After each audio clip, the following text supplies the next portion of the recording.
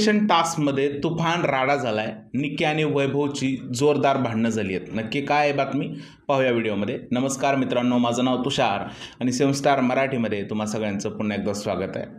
मित्रांनो, बिग बॉसचा एक प्रोमो आलाय। त्या प्रोमोमध्ये आपण पाहतोय की निक्की तांबोळी आणि वैभव चव्हाण यांचं खूप मोठं भांडण झालेलं आहे।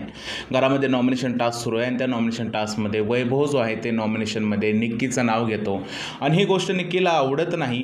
निक्की जे आहे ते वैभवला नाही त्या शब्दामध्ये बोलायला लागते आणि वैभव म्हणतो निक्की तांबोळी ही गद्दार आहे।